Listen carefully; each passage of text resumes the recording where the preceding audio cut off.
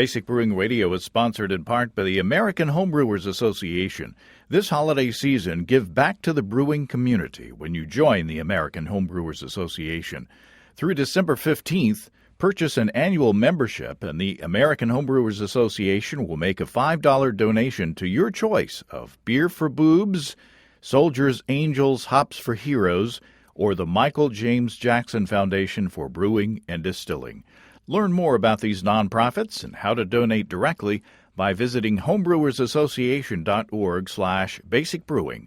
And let's give back together. That's homebrewersassociation.org/basicbrewing.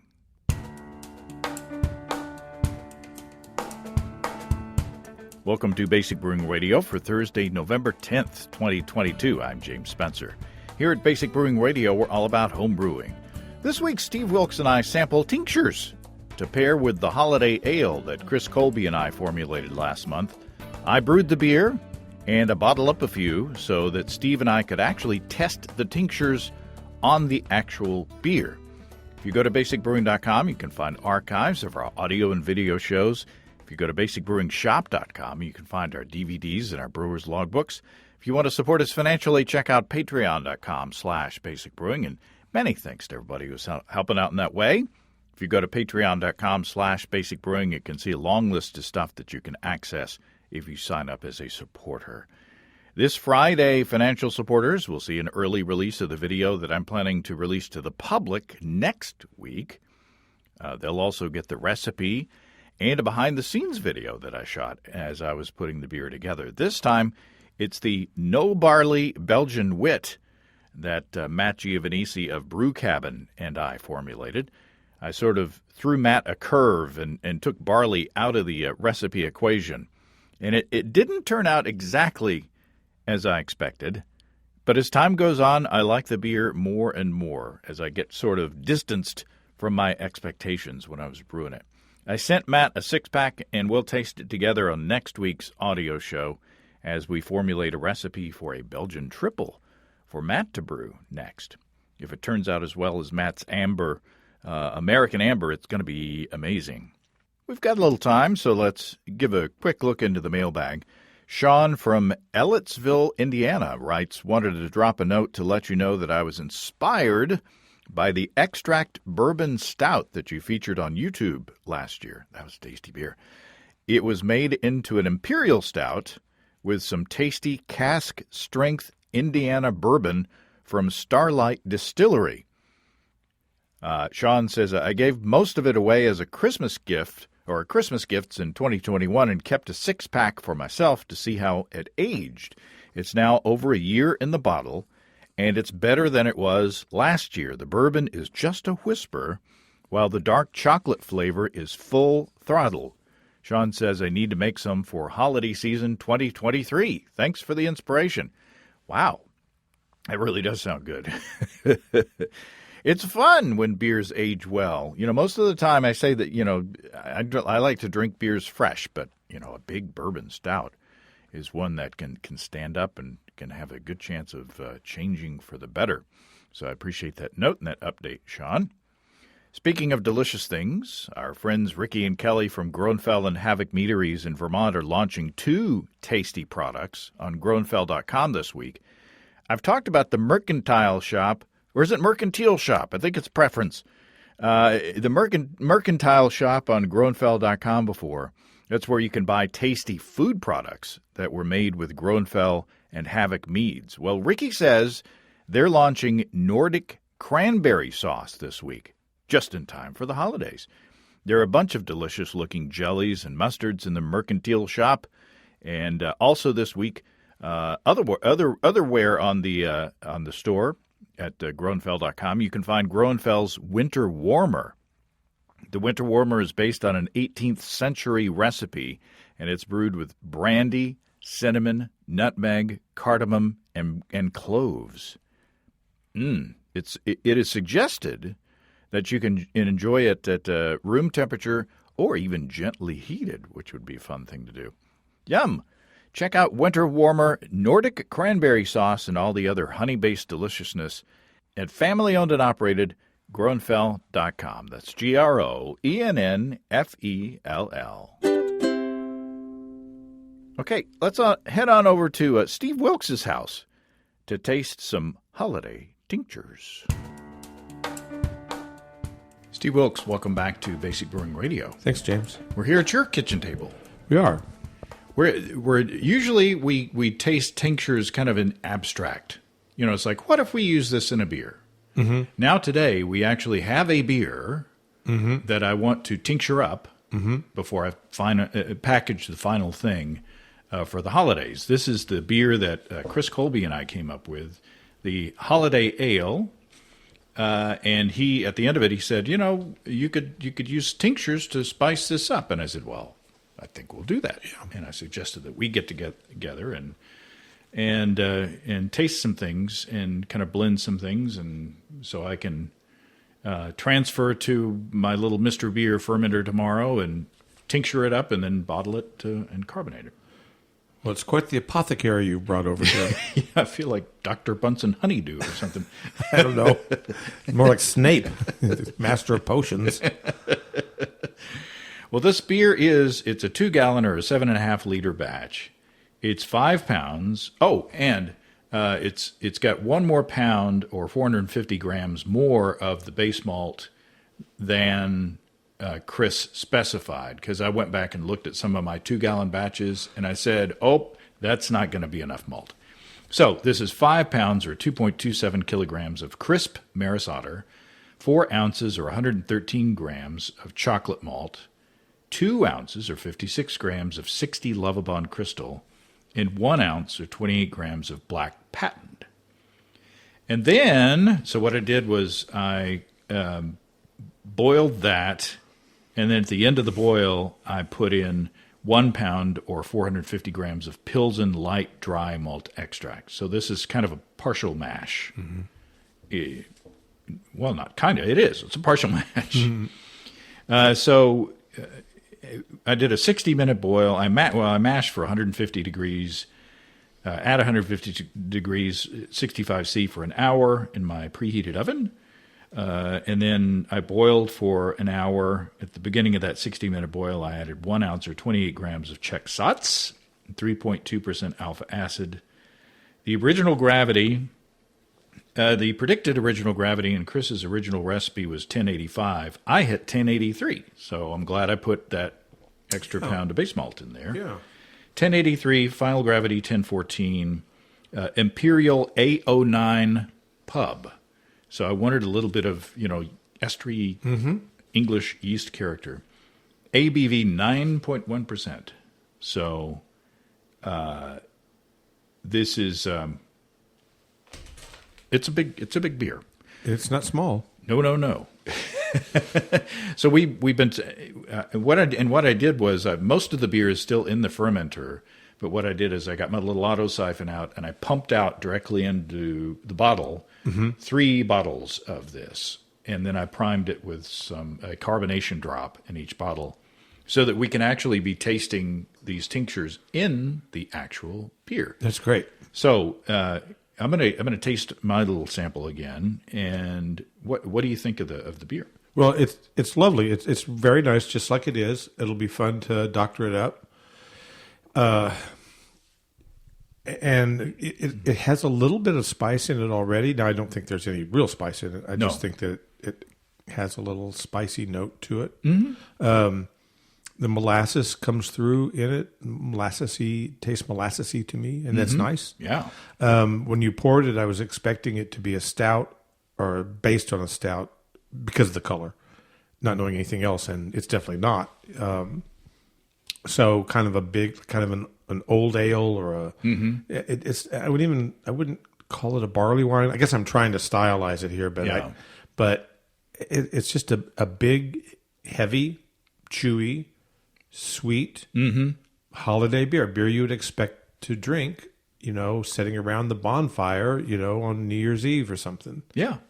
It's right now, and like I said, it finished out at 1014. But it's 9.1% alcohol, so I didn't expect it to be this sweet. But it is taste a little sweet. If it were to stand alone without spices, I think I would have added more hops. Yeah, probably. It might be a little cloying to drink a lot of this as it is. Now we'll see, what happens when we doctor it up. But it's delicious, and it's certainly a clean fermentation. There's certainly nothing odd in it. Yeah. It's fruity, but you would expect that. And that's it. Mm-hmm. It's good. Yeah. The mouthfeel is not gloppy, but it is kind of sweet, and it's got legs. If you look at the at the side of the cup, yeah, it does. It's like a ZZ Top song. So we've got. I made some tinctures. I brought along some vanilla extract, so we could play with that. That's not a tincture. That's just a little bottle of vanilla extract. And I brought, there's not much in that one, so I brought a new one. Then you can't even see inside here, but that's 2 little chunks of oak spirals. Oh my goodness! Oh my goodness! Oh my goodness! Suffering succotash, that's some oak in there. But wow! But it looks like dark coffee. Yeah, I'll say it does. None more dark. So what I did was I put. Half a cup of vodka, and I actually took a picture of the vodka bottle because I wanted to remember what kind of vodka it was. It is Tavern Keep vodka, and that is out of Missouri, I believe. Oh. So just a nice neutral vodka. But yeah, just as soon as I put these little pieces of oak spiral in there, it started to leach out the color just immediately. That's amazing. And that smells wonderful. I don't think we want to start with that. That's probably it smells good. One of the stronger smelling ones. It smells like bourbon. Then in this one, I put, and this is Thursday, I put these I started these tinctures on Sunday. In here, we have about a dozen whole cloves. Oh, now that smells nice. That smells like the holidays right there. Oh, it really does. That'll get you drunk and keep moths away. I kind of want to drink some of that oak. Yeah, no kidding. That oak stuff just by itself. Then in here we've got a cinnamon stick that I've broken in half and put in here. Cinnamony. So far we're going down the holiday road. Holiday road. Well, it's the greatest hits of holiday spices. Now, here's the wild card, or a wild card, and you've got a tincture as well. This is a couple of bay leaves. Yeah, I was excited you told me about this. And I kind of halfway joked to Chris Colby as we were formulating the recipe. I said, the other day I was looking in my pantry and I saw some Old Bay seasoning in there. I said, I wonder what that would be like in there. But I look, it's mostly salt. So I said, no, that's not. But bay leaves. Interested to see what you think about that. This actually has a very clean, refreshing smell. Mm-hmm. And these are dried; they're not fresh. I've been on the fence about bay leaves because recipes say, put in a couple of bay leaves, and then I have to fish them out at the end. And you can't taste them. And I was like, I can't tell because sometimes I just don't bother with it, and I can't tell the difference. Yeah, me too. So I was excited about this because I wanted to actually, hopefully taste what bay leaves taste like. Well, it's subtle. It's very subtle. It's ancient. I mean, it's been used, forever. And it does smell Christmassy. It does smell almost clovey. Mm-hmm.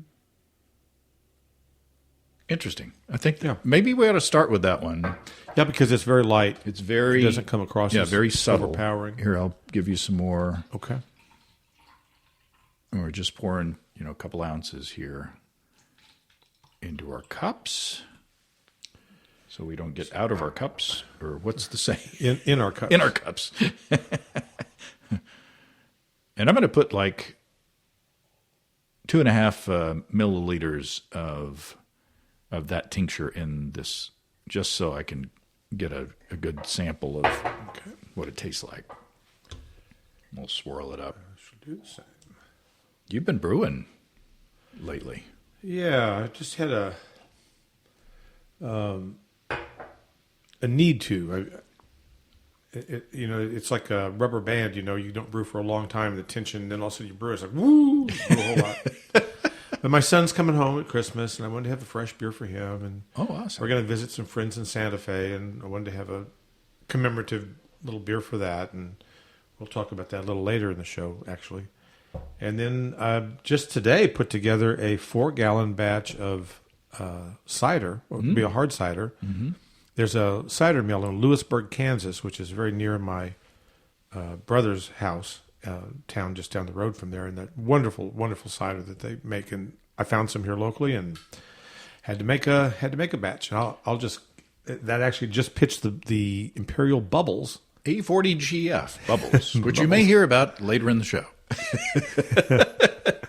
Hit the applause. Yeah, or hit the my little thingy's not queued up. I could have hit the commercial sound effect right there. Anyway, but it'll be good, and I'm going to let it ferment out all the way. Oh, and I added a pound of 16 ounces of dark brown sugar and a tablespoon of dark molasses. Wow! And then a little bitty bit of clove, a little bitty bit of allspice and nutmeg, and cinnamon, and 2 Pekin chilies, the little bird's eye. Mm-hmm. They're very hot, but if you just use a little bitty bit, so we'll see. I hope it's not ruined. Oh, it's good. It's going to be good. It'll be good. And I'm going to keg it. I'm going to kill it, clear it, back sweeten it, and keg it. Well, I couldn't find the good cider at the little grocery store in Prairie Grove. You went to the same chain in Fayetteville here, and they had it, but I wound up getting the Musselman's 100% apple juice, 100%, not from concentrate apple juice, right. And then 3 pounds of honey. That'll be good in there, and so yeah, and I'm gonna go. I'm not gonna clarify it, but I'm not gonna stabilize it. I'm going to tincture it up. I'm going to use some of these tinctures and then, carbonate it. And I don't know, it's going to be like it's 1082. It's about the same starting gravity as this. So it'll probably be 9.5%, 10% by the time about it's 10. finished. Yeah. Because this one, the cider I just put together that's on the counter over here, it's at 1080. It was like 1078 point something. So I'm just calling it 10. Did I say 1080? 1070. Ooh. Yeah. And so if it finishes at 999, which it should completely ferment out. It should be about 9.5%. Mm-hmm.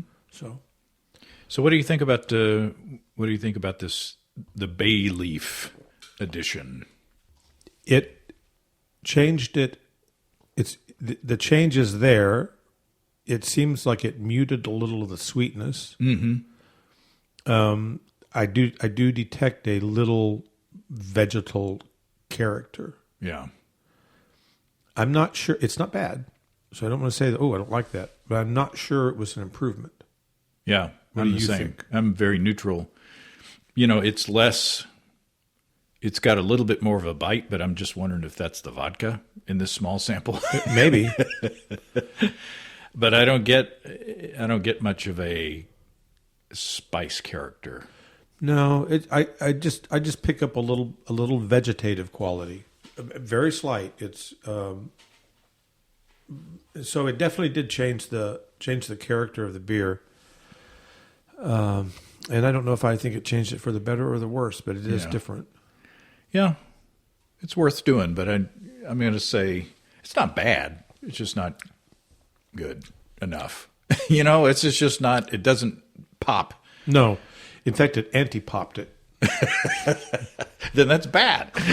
Well, I mean, it took it down. If it took it did a little bit because it muted that kind of candy's almost the wrong word, but kind of a candy-like character that the beer had. Yeah, and it muted that. Yeah, and I did. These have been in the bottle for like a week and a half, maybe, but they're not fully carbonated yet. So no. Once the carbonation does come in, you're going to have some bite from that. Sure. Okay. Well, there's that one. Well, okay. Okay. We love to talk about recipe formulation here on the show, and once you've got your recipe and got it dialed in, you want to shop for ingredients in the easiest way possible. Well, that's where the Build Your Own Beer page on highdgravitybrew.com comes in. Desiree and Dave from High Gravity in Tulsa, they came from the world of computers before they opened a homebrew shop, so it shows in the functionality of the Build Your Own Beer page on highdgravitybrew.com. On one single page, you can see the contents of a fully stocked homebrew shop. Lots of base malts, specialty grains, hops, yeasts, fruit adjuncts, all kinds of stuff, all lined up and organized very well. And as you shop, your total remains visible at the bottom of the browser window. Very smart. And, of course, if you're looking for a Warthog electric system, you can use the Build Your Own Brewing System page on highdgravitybrew.com. Take the pain out of propane and use the code EBC75BB to save $75 off your Warthog purchase. Let Desiree and Dave and the rest of the family at highdgravitybrew.com take care of your ingredient and equipment needs. That's at family-owned and operated highdgravitybrew.com. That's highdgravitybrew.com. You've got a tincture over here that you just used in your beer. Well, so mine is pre-mixed. So yours is, you have discrete elements. Right. Where mine, I just did it all in one. Oh. But I used, I put this together a couple of days ago, and I used a few ounces of maybe 6 dried New Mexico chilies, which I toasted on the stovetop for a little while to kind of bring the oils up and give them a little toasty character. And then I added to that some nutmeg, allspice, cinnamon, and a very small amount of clove. So it's the hit parades of spice beers. But should we save that one? Yeah, I was going to say let's go through yours. And then I was just curious to see what this would be because I poured it. Mine's already in mine. I didn't test anything. I just dumped it in.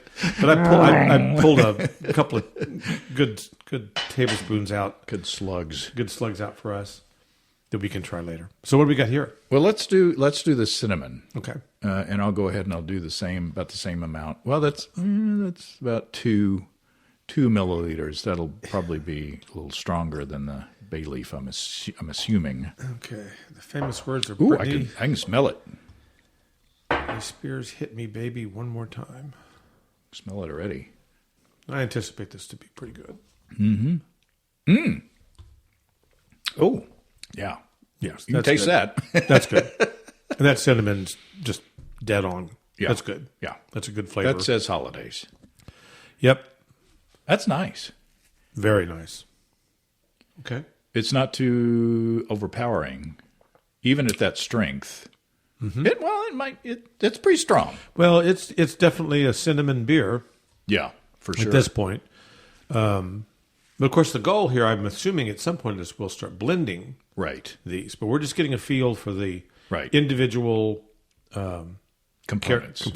Yeah.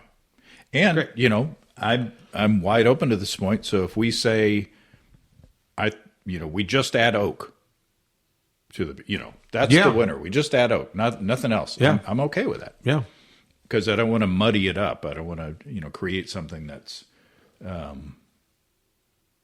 cancels stuff out. Mm-hmm. You know what I'm saying? I do. Well, I think that was good. Oh, that's nice. Yeah. That really, that improves the beer quite a bit. Yeah. That's more of what I was thinking of, when we were talking about the recipe and we were, when I was brewing it, it was like, it's not quite warming now, but it's on that, on those notes. And that's just like a stick of McCormick or whatever. Yeah. Nothing fancy cinnamon, in half a cup of vodka. Nice. Yeah. Yeah. Well, okay. Well, that was quick. Not much to talk about there. It tastes like cinnamon. Everybody knows what that tastes like. Now, the next one is cloves, about a dozen cloves into, I guess I got to pour the beer first, into half a cup of vodka. And if we run out of the base beer, I've got some leftovers from the last dark tincture sampler.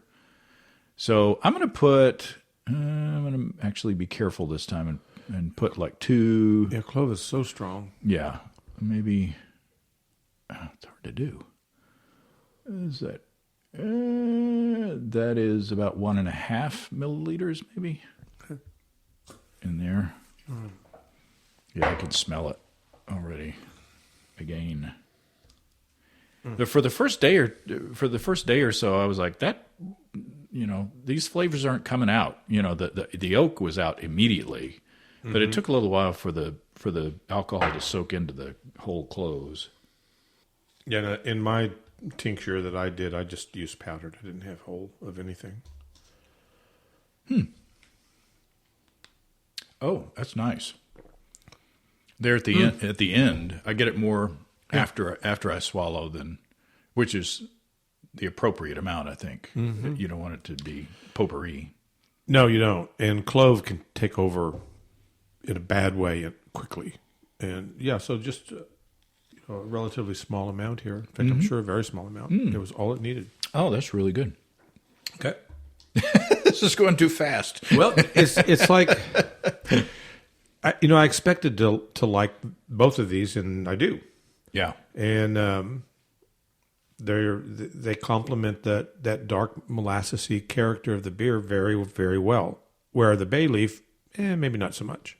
Yeah, it's like the clove, not so much the cinnamon, but the clove I get kind of like a dark, well, like a fruitcake. Yeah. Because you get the sweetness from the malt, right, and then you get the spices in there, and it's real good.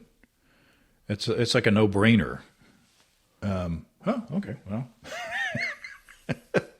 we're just zooming along here. Well, where I think it'll be interesting is once we get through the prelims here, it'll be the blending.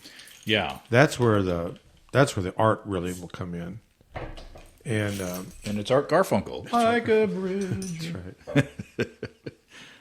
And this oak, the tincture smells really good. And again, I think I'm gonna go a little bit lighter. Yeah. Go maybe 1 milliliter in there on the oak, because I think that's going to be pretty strong. Oh, there's oak in there. Yeah, those are spirals. I kept hitting something. It's so dark you can't even see them. No, I thought you'd release the Kraken or something. Leave my Kraken out of this. Slapping my Kraken. Okay. I think I might want a little more. I want some more. Yeah, I didn't put enough in. Yeah, it wasn't as strong as what I anticipated. So it's now about 2 milliliters in this couple ounces of beer. Oh, now we're talking. Now you're talking. Is there so much oak you can put some veneer on it and call it furniture? Homer Formby is coming. He's not going to. That's what Buddy's barking at. Homer Formby is outside. He wants to refinish his beer. Well, it's got a leg to stand on. That was better. Mm-hmm. I like it better. It now that I can. The oak is there. Yeah, it's actually quite good. And there's an astringency with the oak that is a nice balance to the sweetness. I agree with that. Yeah. Whereas in a thinner beer, I think it would be detracting at that strength. But yeah, I guess the vodka really pulls out the astringency from the tannins, I guess you'd say, from the oak. Well, I think so, but I don't know enough about it to know exactly what it's pulling up. Yeah, I mean, it is tannic in nature, so yeah. Wow. So very nice. Yeah. Yeah, it's just oak. And I forgot to look The spiral itself is pretty dark, but I can't. I forgot to look and see if I got them from the shop. Bought them from you. Bought from me? Yeah. So they're way out of date. No. Well, oak doesn't age, right? Well, no, actually, no. There's people from Time Team are in there doing what is the dendritic dating? What do they call it? Where they drill a hole in the beam and they find it. Well, heck, they'll fish old timbers, like ship timbers out of the ocean, and they're rebuild with them. Oh yeah. The logs that they find, that are in the bottom of these rivers, that have sunken, and they bring them up, and they still use them.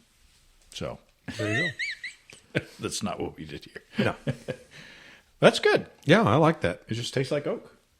Okay, now, next is vanilla extract.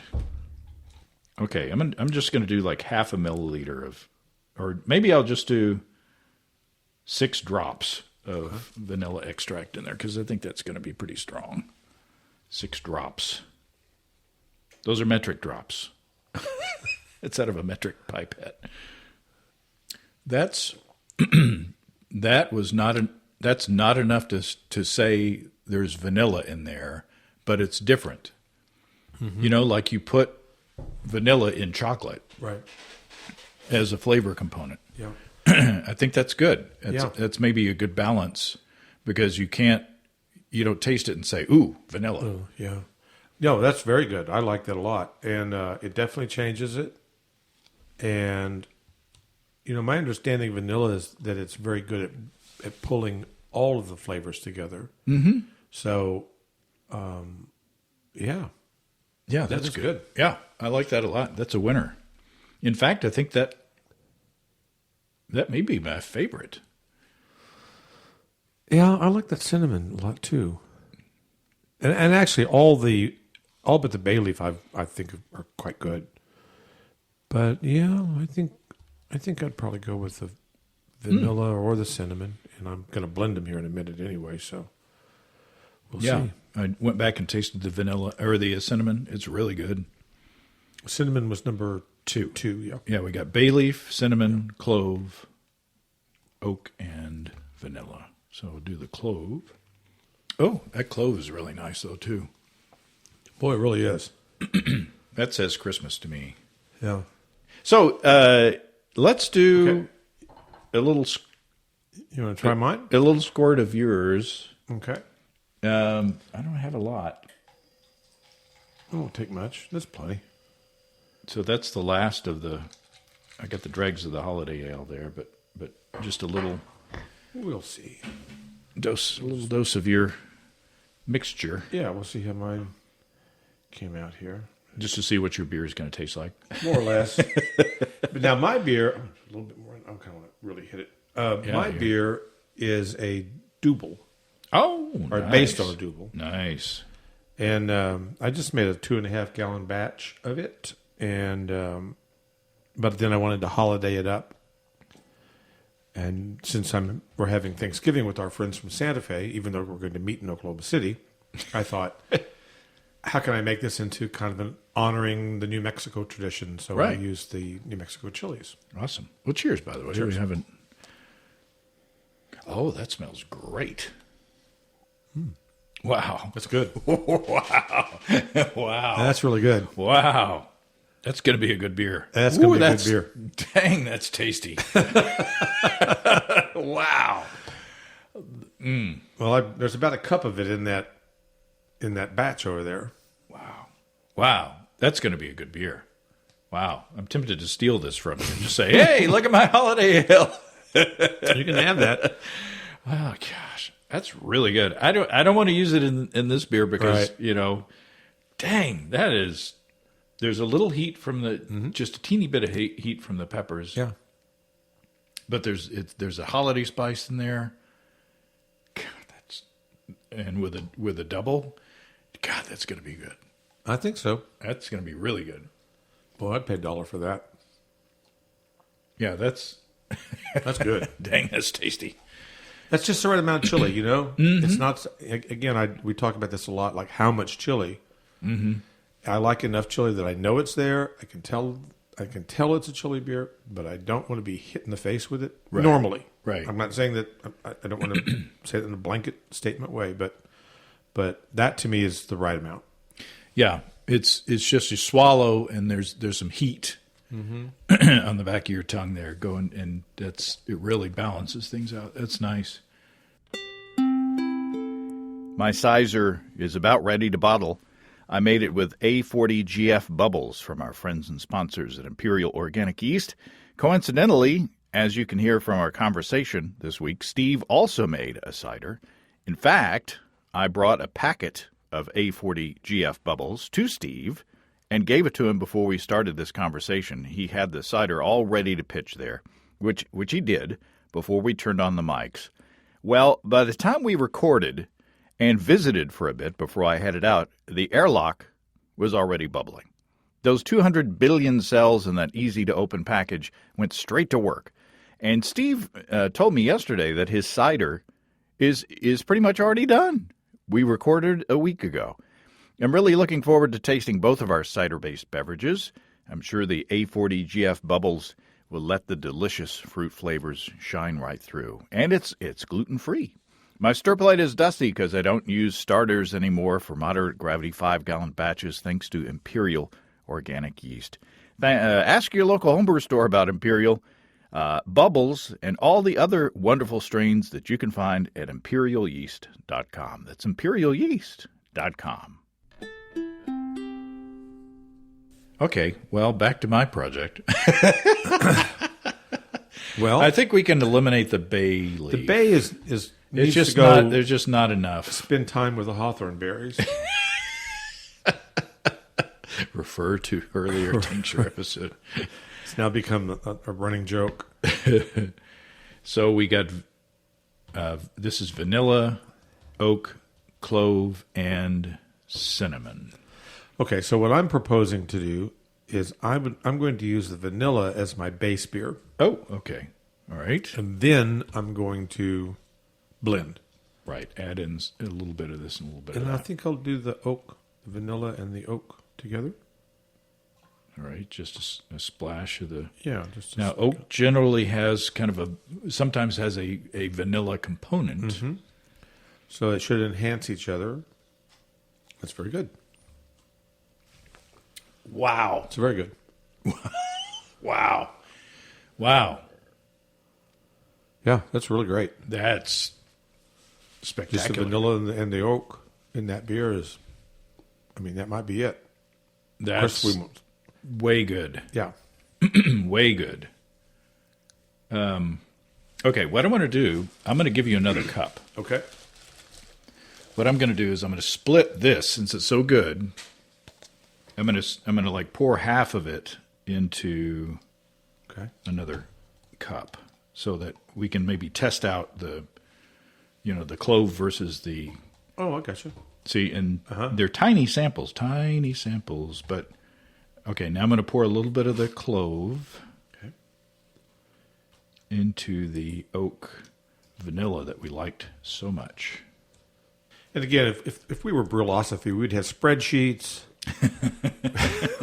lots of weighing devices. There'd be a triangle test. Yeah. Which is good. No, I'm very happy that happens. Just so we don't have to do it. So I don't have to do it. No Google Docs. I'm going to pour a little bit more of the clove in there. We could have just dosed from the from the original tinctures. Yeah, we could have. That probably would have been the thing to do. Because now this is diluted. Right. Diluted, not diluted. I'm diluted.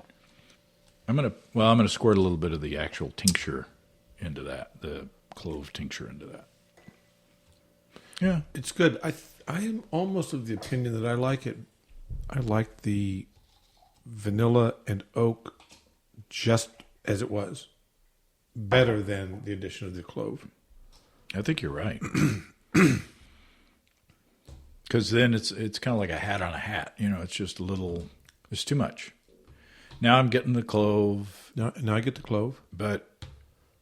And it's an addition, but it's kind of like it's been done before.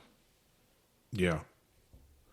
Well, again, I don't dislike it. I kind of think I like as I said, I think I like the oak and vanilla combination is my favorite so far of all of them, of everything. Except mine. Yeah, yours was spectacular. Okay, and I'm just gonna dose some of the cinnamon into the sample. That's a good idea. Oh, that's different. Different from the clove. Yes, it is, and I like that. I like that a lot. I think that's really good. I think the cinnamon enhanced it. I'm not sure that the clove did. It's interesting. Now that I'm remembering, in our show when we talked to Tim Lieber about his oaked mead experiment, two of the descriptors that you used were vanilla and cinnamon in one of those beers. I think the oak plus vanilla plus cinnamon, it just like they're all the same family. Yeah. And bringing them together. Well, the flavors are very complementary. I don't feel like there's anything competing against something else in the solution. Right. And so I guess then from that statement, I would say that the clove seems like it was competing flavor-wise. Yeah. You know, it makes me think that this is where the really, I mean, you know, if you made your living as a blender, those folks that do that are really good at it. Yeah. Whether they're doing coffee or tea or, in this case, beer or whatever. Because we can declare, let's go back to our good friend the bay leaf, we can declare that to be a dead soldier, but perhaps in the right parts per million. Right. In the right, you know, finding the place for it. Of course, we don't have the ability or the time or, you know, or resources to do that. But it really, I have a lot of respect for those people that go and spit it out. A lot of respect. Yeah, cupping the coffee or whatever they call it. Yeah, I cupped something one time and got slapped. So that won't happen again. I thought I'd lob that over the plate for you.